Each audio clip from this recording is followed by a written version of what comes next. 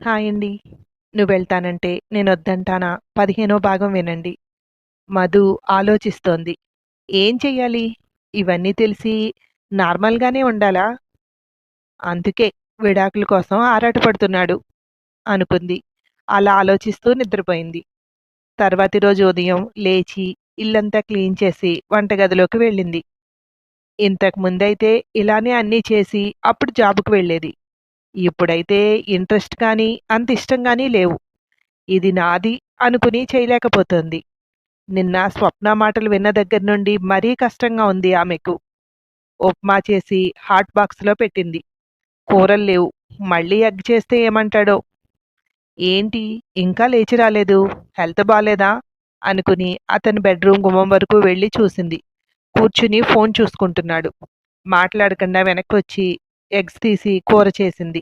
Rice పెట్టేసి వెళ్ళి fresh అయ్యి వచ్చేసరికి అప్పుడే వస్తున్నాడు బయటికి. వచ్చేటప్పుడు ఇబ్బంది పడి కూరలవి తీసుకురావద్దు. నేను బిగ్ బాస్కెట్‌లో ఆర్డర్ పెట్టాను అన్నాడు కిరణ్. నేనిప్పుడు మాత్రం మళ్ళీ ఎగ్ చేసి రైస్ పెట్టాను. బ్రేక్‌ఫాస్ట్ అయితే ఉప్మా. నువ్వు తినవని తెలుసు. కానీ ఇంకో చాయిస్ లేదు అంది అతని ముఖం చూస్తూ. మాట్లాడకుండా కుంటుతూ వెళ్లి సోఫాలో కూర్చున్నాడు.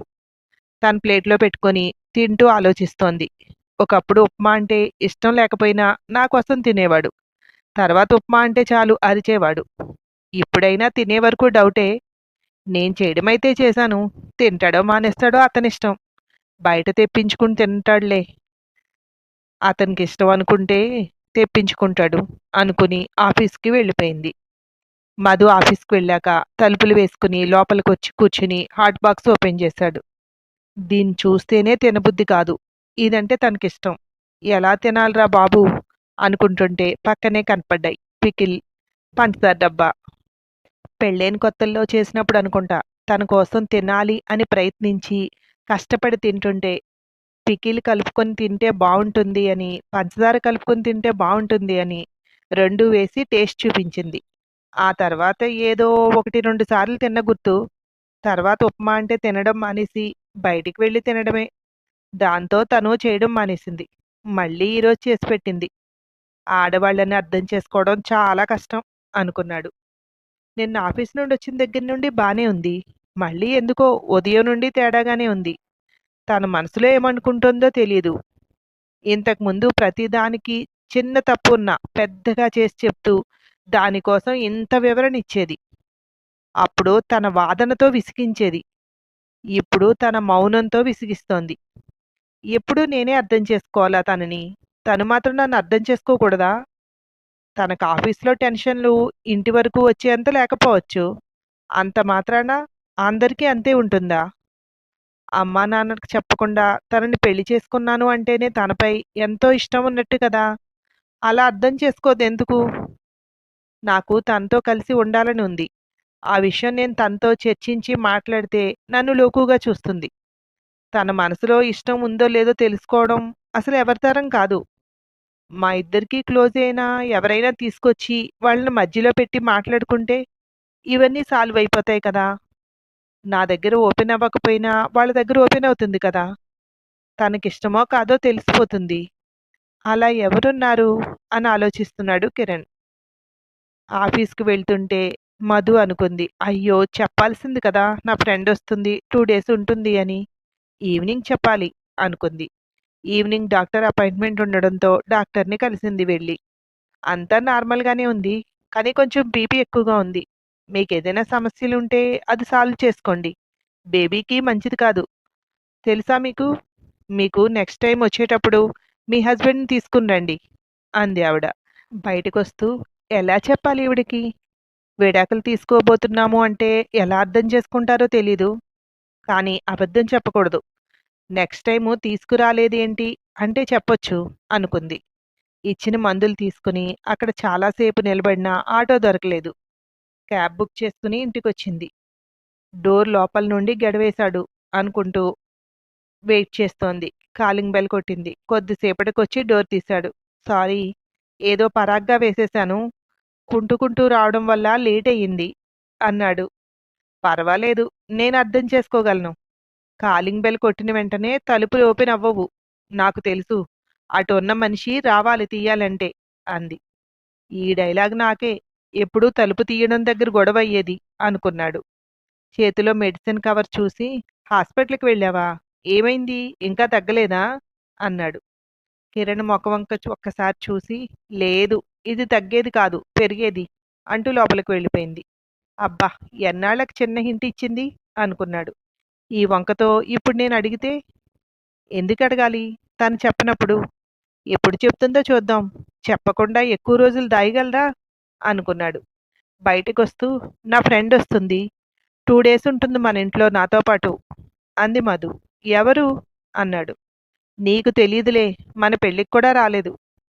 అదేలే, మన పెళ్ళికి ఎవరినీ పిలవలేదుగా, నీకు పరిచయం లేదు.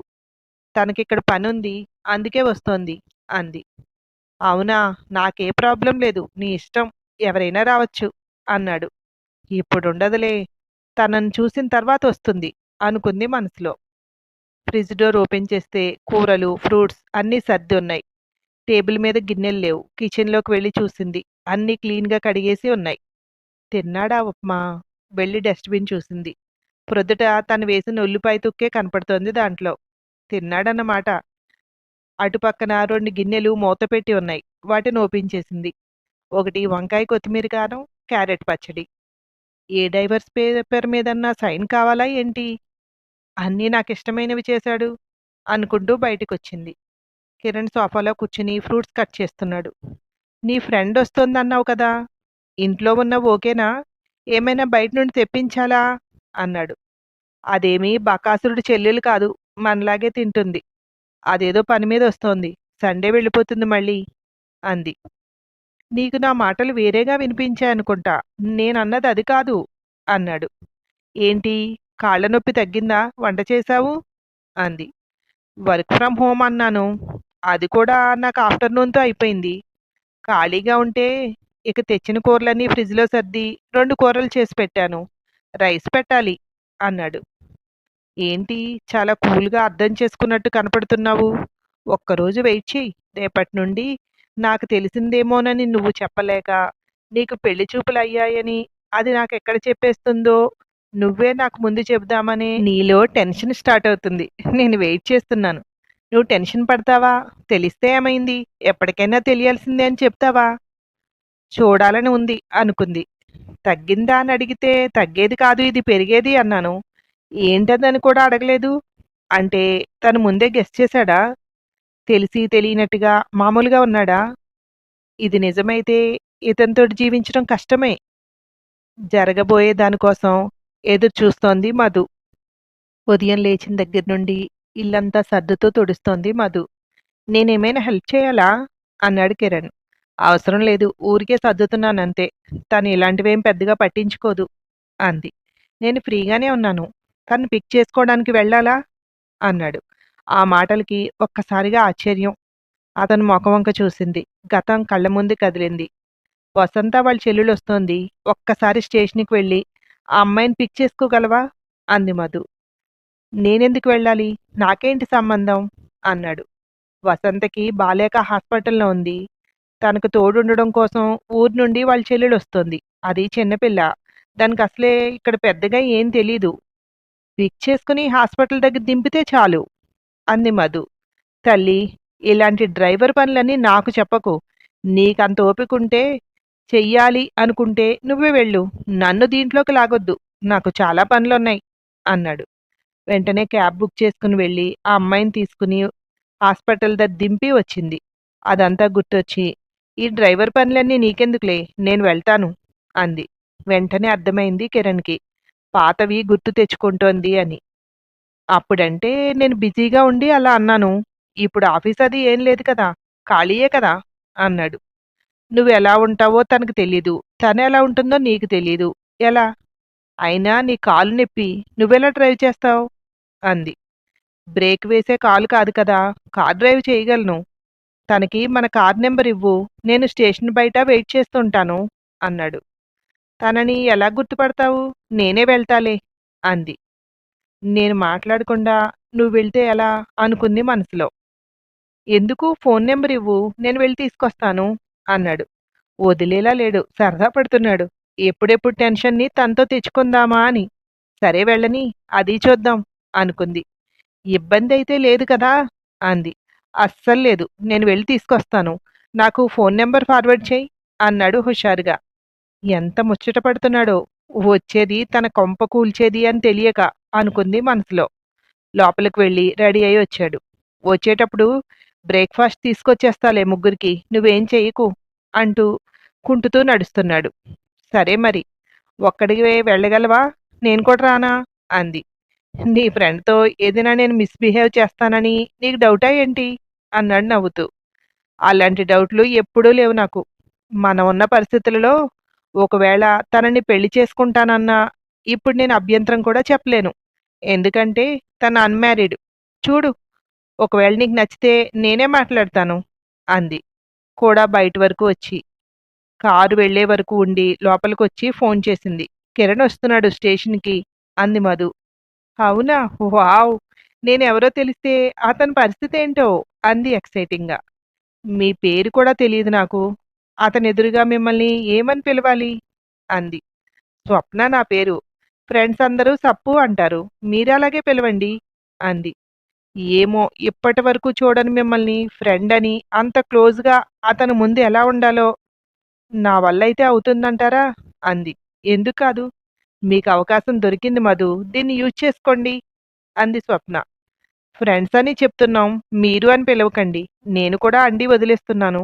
ఓకేనా స్వప్న? నేను కార్ నెంబరు, అతని ఫోను నెంబరు నీకు ఫార్వర్డ్ చేస్తాను అంది. అతను లోపలికొచ్చి పిక్ చేసుకోడా? నేనే కార్ దగ్గరికి వెళ్ళాలా?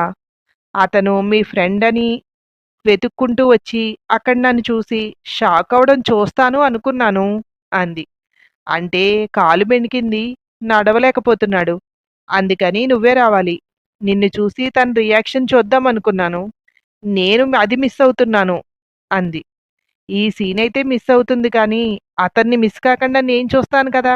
నువ్వు చెయ్యాల్సింది ఒకటే మధు. మనం ఎంతో క్లోజ్ ఫ్రెండ్స్ అన్నట్టు అతని ముందు బిహేవ్ చెయ్యాలి అంది స్వప్న.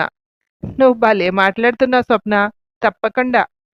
నువ్వు గుమ్మంలోకి అడుగు పెట్టిన దగ్గర నుండి నా యాక్టింగ్ మొదలు పెట్టేస్తాను అంది మధు. ఈ మాటల వల్లే ఇప్పటి వరకు ఇంకా పెళ్లి చేసుకోలేదు.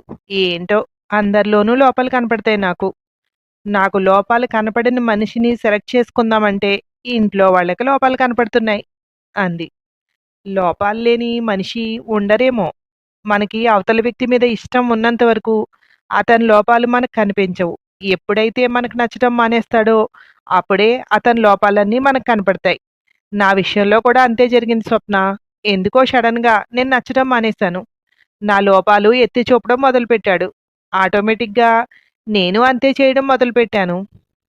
అది మా ఇద్దరి మధ్య దూరాన్ని పెంచి ఇక్కడి వరకు తీసుకొచ్చింది అంది. కానీ మీరొకటి ఆలోచించండి. పెళ్లి ముందే లోపాలు కనపడితే? పెద్దవాళ్ళ కోసం పెళ్లి చేసుకున్నామనుకోండి. పెళ్ళయ్యాక అతని పరిస్థితి ఏంటంటారు? అంది నవ్వుతూ. గుడ్ సెన్స్ ఆఫ్ హ్యూమర్ అంది మధు. Okay, station దగ్గరకొస్తోంది. వచ్చాక మాట్లాడుకుందాం అంది. కార్ నెంబర్ ఫార్వర్డ్ చేసి తను కూడా ఫ్రెష్ అయ్యి వాళ్ళ కోసం ఎదురు చూస్తోంది మధు. వెళ్తూనే దారిలో టిఫిన్ తీసుకుని స్టేషన్ ముందు కారు ఆపి వెయిట్ చేస్తున్నాడు కిరణ్. ఆ తర్వాత ఏమైందో మరో భాగంలో వినండి. Thank you.